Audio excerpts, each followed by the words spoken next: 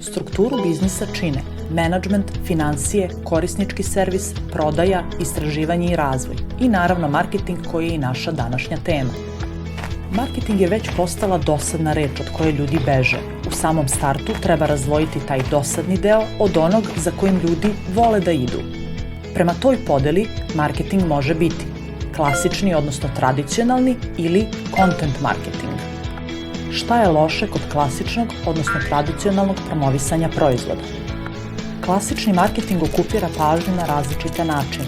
Trudi se da kod osobe ugrabi deo pažnje i to samo na kratko. Forme klasičnog marketinga su TV reklame, billboardi, flyeri, posteri, YouTube reklame, radio reklame.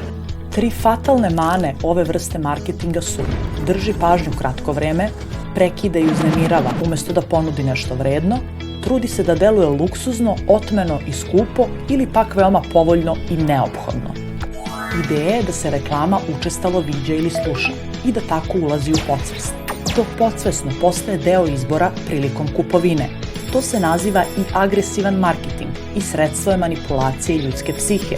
Što se češće pojavljuje, direktnije se usađuje u podsvest. Nasuprot ovome, content marketing nudi korisne informacije. Pruža neku vrstu vrednosti klijentu, edukuje ga, informiše, saopštava novosti i tako zadobija poverenje klijenta. Kreira se viralni content kako bi se brend povezao sa klijentom preko web sajta i društvenih mreža. Content forme su video materijali, blog, stručni članci, free download, edukativni sadržaj.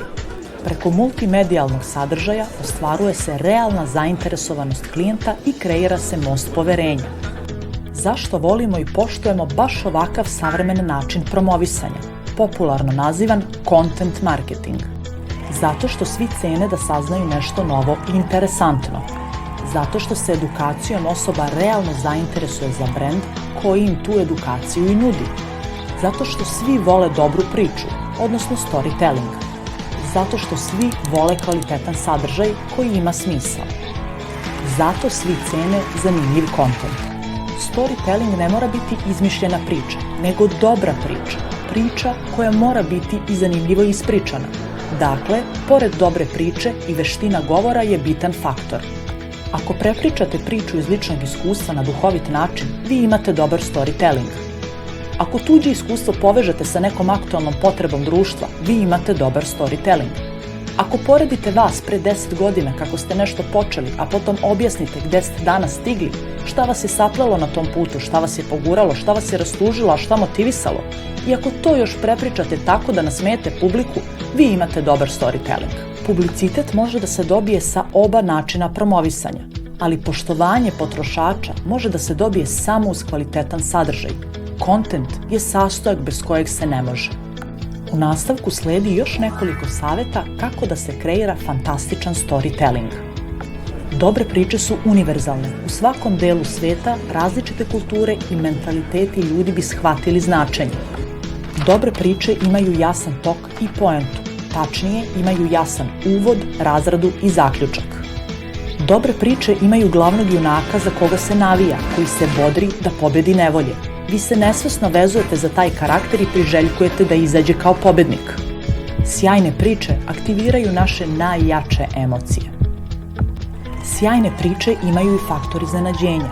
Priče se čine uverljivijim kada se uz dobre argumente naša dotadašnja shvatanja ili osporavaju ili na neki način menjaju.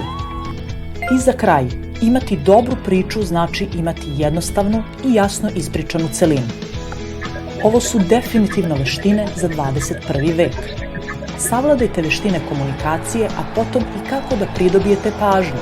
Recept je ovde i u prethodnim videima. Na vama je da ga primenite.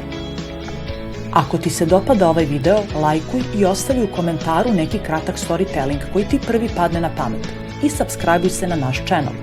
Pridruži se i ti MEF edukativnom video programu 5 minuta do znanja.